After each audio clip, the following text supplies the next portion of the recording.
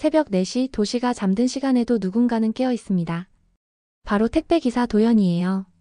38의 나이, 한때는 특수부대에서 나라를 지키던 사람이었지만 지금은 그저 평범한 배달일로 하루하루를 버텨내고 있죠. 아침 해가 뜨기 전 도연의 하루는 시작됩니다. 낡은 봉고차에 택배 상자를 싣고 손님들의 주문을 하나하나 확인하면서요. 하지만 오늘은 조금 다른 날입니다. 매주 수요일마다 도연에게는 반드시 가야 할 곳이 있거든요. 바로 청주교도소예요. 동생 민수를 만나러 가는 날이죠. 30대 초반의 민수는 마약 사범으로 복역 중입니다.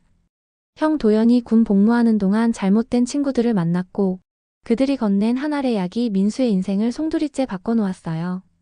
교도소 면회실 두꺼운 유리창 너머로 동생의 모습이 보입니다. 예전에 밟던 모습은 온데간데 없고 야윈 얼굴에 생기 없는 눈동자만 남았어요. 도연의 가슴이 먹먹해집니다. 형, 미안해요. 정말 미안해. 민수의 떨리는 목소리가 수화기 너머로 들려왔어요. 그놈들 못 벗어날 것 같아요. 여기 안에서도 그 약을 구할 수 있다는 얘기가 있어요. 형, 난 정말. 말을 잇지 못하고 고개를 떨구는 동생을 보며 도연은 주먹을 불끈 쥡니다. 분노와 자책감이 동시에 밀려오죠. 내가 옆에 있었더라면, 내가 더 잘 챙겼더라면 이런 일은 없었을 거라는 생각이 머릿속을 가득 채웁니다. 민수야, 형이 꼭 너 구해낼게. 그놈들이 누군지 찾아낼 거야. 도연의 목소리는 낮지만 단호했어요. 면회를 마치고 나오는 도연의 발걸음은 무겁습니다. 주차장에 세워둔 봉고차에 올라타면서도 동생의 초췌한 얼굴이 눈앞에서 떠나지 않아요.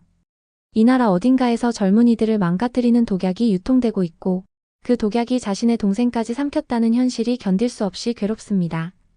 도연은 핸들을 잡은 채 한참을 멍하니 앞을 바라봤어요. 그리고 결심합니다.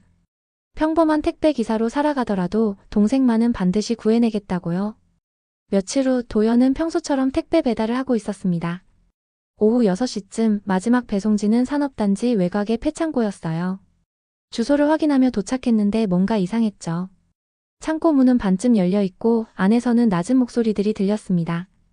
도연은 본능적으로 발소리를 죽였어요. 특수부대 시절 훈련받았던 감각이 살아나는 순간이었죠. 창고 안을 살짝 들여다보니 서너 명의 남자들이 커다란 가방을 주고받고 있었어요. 이번 물건은 순도가 높아. 북쪽에서 직접 넘어온 거라고. 그래? 그럼 값도 제대로 받아야지. 대화 내용이 심상치 않았습니다. 도연의 심장이 빠르게 뛰기 시작했어요. 마약 거래 현장일지도 모른다는 직감이 들었거든요. 남자들은 금방 거래를 마치고 급히 차를 타고 사라졌습니다. 도연은 잠시 망설이다가 창고 안으로 들어갔어요. 바닥에는 찢어진 봉투 하나가 떨어져 있었죠. 조심스럽게 집어들어 확인해보니 하얀 가루가 묻어 있었습니다. 도연은 그 가루를 휴지에 조심스럽게 담았어요. 확실하진 않지만 이게 바로 동생을 망가뜨린 그 독약일 거라는 생각이 들었습니다. 집으로 돌아온 도연은 밤새 고민했어요. 경찰에 신고해야 할까? 하지만 증거가 이것뿐이고 자칫 잘못하면 자신만 위험해질 수도 있죠. 그래도 가만히 있을 순 없었습니다. 도연은 예전 군 시절 알고 지내던 형사 윤지석에게 연락했어요. 지석이 형, 나야. 오랜만이죠? 형한테 보여드릴 게 있는데 만날 수 있을까요? 다음날 만난 윤지석은 도연이 건넨 봉투를 보더니 표정이 굳어졌습니다. 도연아, 이거 어디서 났어? 창고에서 우연히 봤어요. 마약 거래 같았는데? 윤지석은 한숨을 쉬었어요. 요즘 북한산 필로폰이 대량으로 유입되고 있어. 국경지대를 통해서 들어오는데 조직이 워낙 치밀해서 검거가 쉽지 않아. 이거 감정 의뢰해 볼게. 근데 도연아, 너 위험한 일에 발 들여놓으려는 거 아니지? 도연은 윤지석의 눈을 똑바로 보며 말했습니다. 형, 제 동생이 지금 그것 때문에 교도소에 있어요. 저는 그냥 가만히 있을 수가 없어요. 이놈들이 누군지 어떻게 약을 퍼뜨리는지 알아내고 싶어요. 윤지석은 난처한 표정을 지었지만 도연의 절박한 눈빛을 보며 고개를 끄덕였습니다. 알겠어. 하지만 절대 무리하지 마. 이 조직들은 네가 생각하는 것보다 훨씬 위험해. 일주일 후 국립과학수사연구원에서 결과가 나왔습니다. 도연이 발견한 가루는 고순도 필로폰이 맞았고 성분 분석 결과 북한에서 제조된 것으로 추정된다는 거예요. 윤지석은 도연을 다시 불러 조심스럽게 제안했습니다. 도연아, 만약 네가 정말 이 일을 돕고 싶다면 위장 잠입을 해볼 수 있어. 너 동생 친구 중에 아직 연락하는 애 있어? 도연은 고개를 끄덕였어요. 민수의 친구 중 김태준이라는 청년이 있었죠. 태준이도 한때 약에 손을 댔지만 끊은 상태였고 여전히 그쪽 사람들과 연결고리가 있었습니다. 도연은 태준을 만났어요. 태준아, 형이 부탁 하나만 할게. 민수 구하는 걸 도와줄래? 태준은 처음엔 망설였지만 민수를 생각하면 자신도 죄책감이 있었던 터라 결국 동의했습니다. 형, 제가 아는 사람 중에 리광이라는 브로커가 있어요. 북쪽에서 물건 넘기는 일을 중간에서 연결해주는 사람이에요. 근데 진짜 위험한 사람이라. 도연은 태준의 손을 꽉 잡았어요. 괜찮아. 형이 알아서 할게. 그 사람한테 나를 소개시켜줄 수 있겠어? 며칠 뒤 도연은 태준의 소개로 한 선술집에서 리광을 만났습니다. 40대 중반으로 보이는 리광은 날카로운 눈매를 가진 사람이었어요. 태준이 소개라니까 만나는 거야. 형님은 무슨 일 하시는데? 도연은 미리 준비한 대답을 했죠. 택배 일하고 있어요. 근데 솔직히 돈이 안 되니까. 다른 일도 좀 해보려고요. 리광은 도연을 위아래로 훑어보더니 싱긋 웃었습니다. 몸 좋으시네. 운동하셨어요? 군대에서 좀 했죠. 좋아. 마침 힘 좀 쓸 사람 필요했는데. 근데 형님, 이 일은 입단속이 생명이야. 알지? 도연은 침착하게 고개를 끄덕였어요. 속으로는 심장이 터질 것 같았지만 표정 관리는 완벽했습니다. 특수부대에서 배운 게 이럴 때 도움이 되는 거죠. 윤지석은 도연에게 소형 녹음기를 건네주며 경고했습니다. 절대 무리하지 마. 위험하다 싶으면 바로 빠져나와. 내 목숨이 더 중요해. 하지만 도연의 마음은 이미 결정되어 있었어요. 동생을 구하기 위해서라면 자신이 어떤 위험에 처하든 상관없었습니다. 형, 걱정 마세요. 저 이제 잃을 게 없어요. 민수만 살릴 수 있다면요. 리광은 도연을 신뢰하기 시작했고 곧 중요한 제안을 했습니다. 형님, 다음 주에 물건 받으러 가는데 같이 갈래요? 국경 쪽이긴 한데 힘 좀 쓸 사람이 필요해서요. 도연은 기다렸다는 듯 대답했죠. 좋죠. 언제든지 갈게요. 일주일 후 도연은 리광과 그의 부하 2명과 함께 북중 국경지대로 향했습니다. 오랜 시간 차를 타고 이동한 끝에 도착한 곳은 외딴 산골 마을이었어요. 여기서부터는 조심해야 돼. 국경 수비대도 있고 중국 공안도 순찰 돌거든. 리광의 말에 모두가 긴장했습니다. 밤이 되자 일행은 산길을 따라 걸었어요. 랜턴 불빛만 의지한 채 1시간 넘게 걸어 올라가니 낡은 오두막이 나타났습니다. 그곳에는 이미 북쪽에서 온 사람들이 기다리고 있었죠. 늦었네. 미안. 길이 안 좋아서. 간단한 인사 후 거래가 시작됐어요. 도연은 눈앞의 광경을 믿을 수 없었습니다. 배낭 여러 개가 펼쳐지고 그 안에는 겉으로 보기엔 평범한 사탕 봉지들이 가득했어요. 하지만 리광이 그중 하나를 열어보이자 속에는 투명한 비닐에 쌓인 하얀 가루가 들어있었습니다. 이번 물건은 품질 최상이야. 순도 90 이상 보장해. 북쪽 사람의 말에 리광이 만족스러운 표를 지었죠. 거래가 끝나갈 무렵 갑자기 산 아래에서 불빛이 보였습니다. 수비대다. 빨리 도망쳐. 리광의 외침과 함께 모두가 뿔뿔이 흩어졌어요. 총소리가 밤하늘을 가르고 사람들의 비명소리가 여기저기서 들렸습니다. 도연은 본능적으로 몸을 숨기며 탈출로를 찾았죠. 특수부대 훈련이 몸에 배어 있었기에 급박한 상황에서도 침착함을 잃지 않았어요. 어둠 속을 헤매며 도망치던 도연은 가까스로 산길을 빠져나왔습니다. 숨이 턱까지 차올랐지만 주머니 속 녹음기를 확인했어요. 다행히 작동하고 있었죠. 오늘 밤의 대화와 거래 장면이 모두 녹음되어 있을 겁니다. 도연은 안도의 한숨을 내쉬었어요. 하지만 동시에 불안감도 밀려왔습니다. 리광이 자신을 의심하진 않을까? 혹시 발각되면 어떻게 되는 걸까? 다음날 아침 도연은 가까스로 서울로 돌아와 윤지석을 만났습니다. 녹음기를 건네며 말했죠. 형, 이거 증거로 쓸 수 있을 거예요.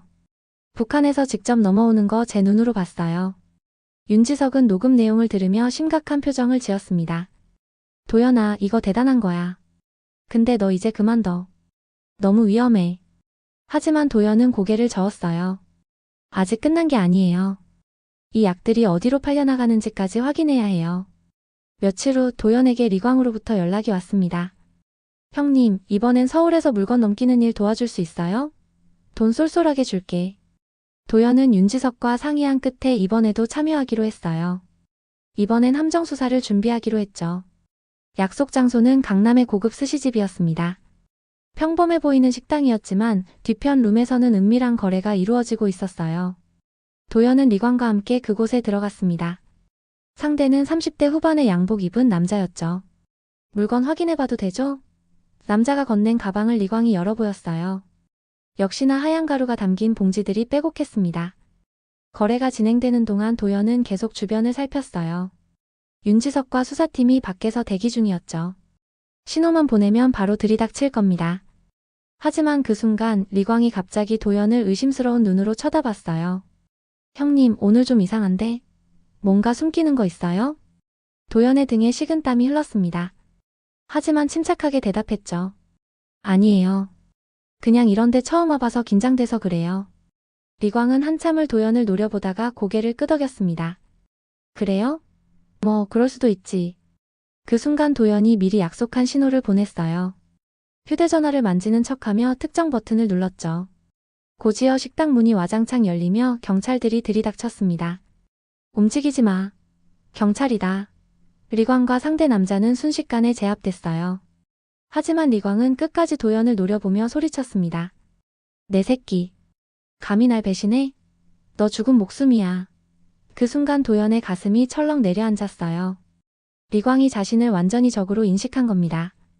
체포 현장에서 윤지석이 도연을 따로 불렀어요. 도연아, 이제 정말 위험해. 리광이 너를 노린 거야. 당분간 보호시설에 있어야 해.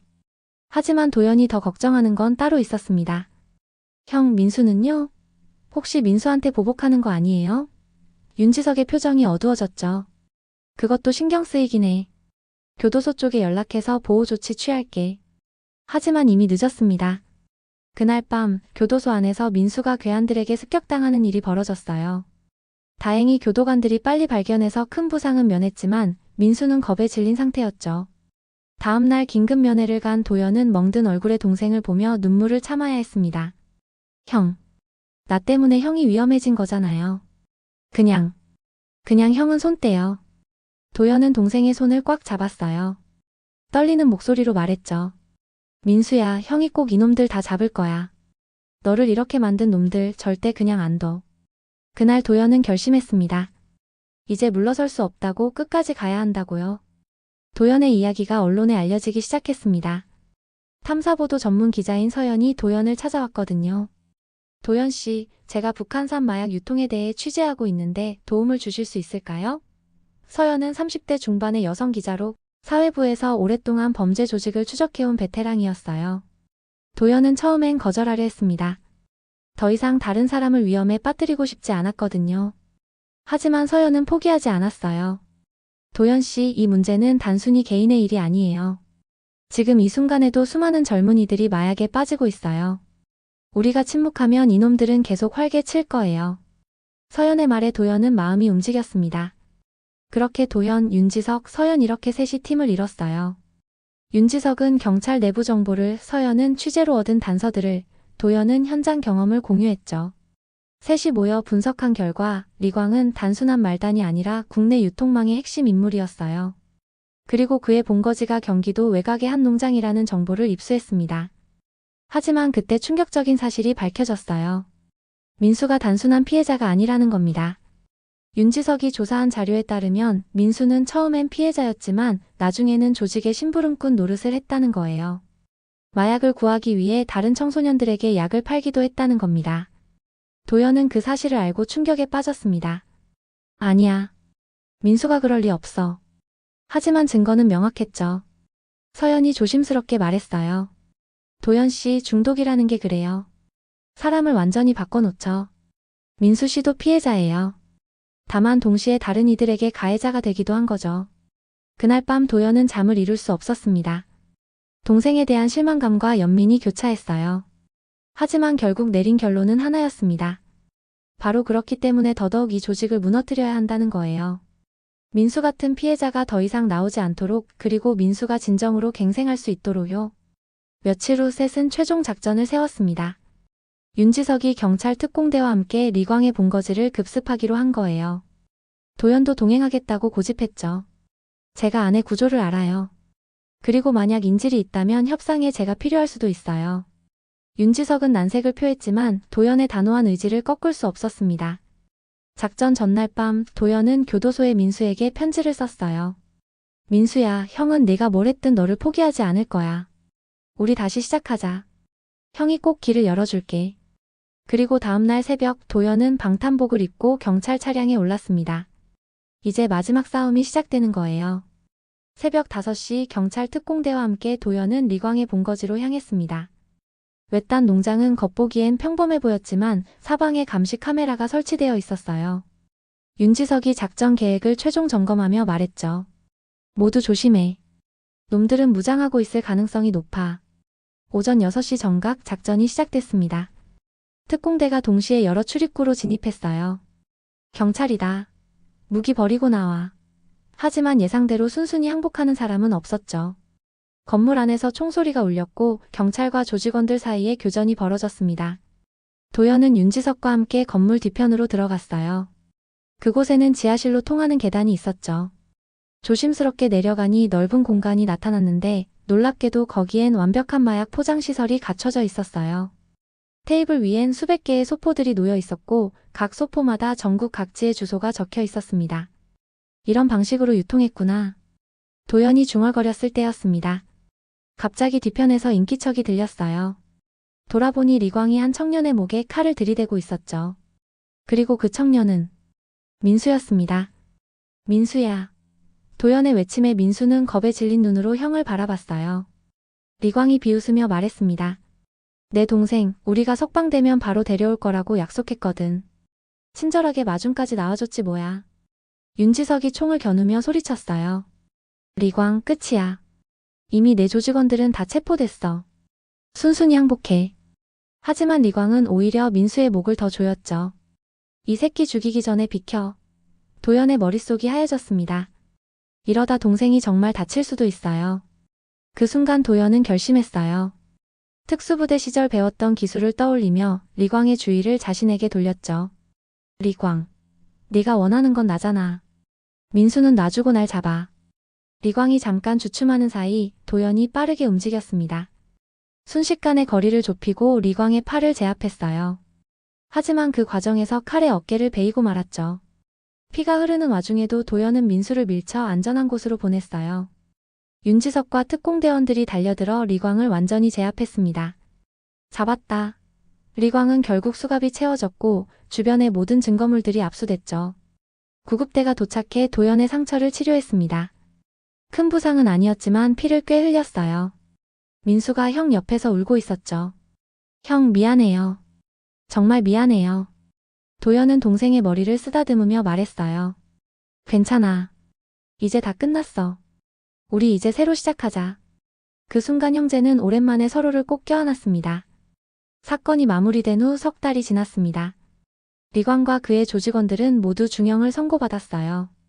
압수된 마약은 시가 100억 원 상당이었고 이 사건은 국내 마약 조직을 소탕하는 중요한 계기가 됐죠. 서영 기자의 심층 보도는 사회에 큰 반향을 일으켰습니다. 무엇보다 중요한 건 민수의 변화였어요. 법원은 민수가 협조한 점과 피해자이기도 했다는 점을 참작해 치료 프로그램 참여를 조건으로 형을 감경해줬습니다. 민수는 국립정신건강센터의 중독치료 프로그램에 참여하게 됐죠. 처음엔 힘들어했지만 점점 좋아지고 있었어요. 어느 토요일 오후 도연은 센터에 민수를 면회 갔습니다. 예전과 달리 민수의 얼굴엔 생기가 돌고 있었어요. 형, 나 요즘 상담도 받고 운동도 하고 있어요. 선생님이 칭찬하시더라고요. 민수의 밝은 표정을 보며 도연은 가슴이 뭉클했습니다. 잘하고 있구나. 형이 정말 자랑스러워. 면회를 마치고 나오는 길에 윤지석과 서연이 도연을 찾아왔어요. 도연아, 요즘 어떻게 지내? 그냥 평범하게 살고 있죠. 택배 일도 하고요. 윤지석이 웃으며 말했습니다. 네가 없었으면 이 사건 못 해결했을 거야. 정말 고마워. 서연도 덧붙였죠. 제 기사 덕분에 비슷한 피해를 막을 수 있게 됐어요. 도연 씨 덕분이에요. 하지만 도연은 겸손하게 고개를 저었습니다. 저는 그냥 동생을 구하고 싶었을 뿐이에요. 특별한 건 아무것도 안 했어요. 서연이 도연의 어깨를 두드리며 말했어요. 아니에요. 평범한 시민이 용기를 낸 거, 그게 바로 우리 사회를 지키는 힘이에요. 그날 저녁 도연은 다시 낡은 봉고차에 올랐습니다. 내일 배달할 택배들을 싣고 평소처럼 일상으로 돌아가는 거죠. 하지만 이제는 달랐어요. 가슴속에 작은 자부심이 생겼거든요. 자신이 한 일이 누군가의 인생을 바꿨고 사회를 조금이나마 더 안전하게 만들었다는 사실이요. 핸들을 잡고 시동을 걸며 도연은 혼잣말을 했습니다. 우린 평범한 사람들이지만 우리 같은 사람들이 지켜야 할 게 있어. 우리 가족, 우리 이웃, 우리 사회. 이 나라를 무너뜨리려는 독약들로부터 말이야. 창밖으로 서울의 야경이 펼쳐졌어요. 수많은 불빛들이 반짝이는 도시, 그곳엔 도연처럼 평범하게 살아가는 사람들이 있었죠. 민수는 이제 치료를 받으며 새로운 삶을 준비하고 있어요. 도연은 여전히 새벽에 택배차를 몰고 있고요. 하지만 두 형제 모두 알고 있습니다. 어둠 속에서도 빛은 있다는 것을, 그리고 포기하지 않으면 희망은 반드시 온다는 것을요. 북한산 마약이라는 보이지 않는 전쟁에서 평범한 택배 기사 도연은 자신만의 방식으로 싸웠고 이겼습니다. 이제 도연의 이야기는 끝났지만 우리 모두의 싸움은 계속되고 있어요. 우리의 가족과 이웃을 지키기 위한 싸움 말이죠.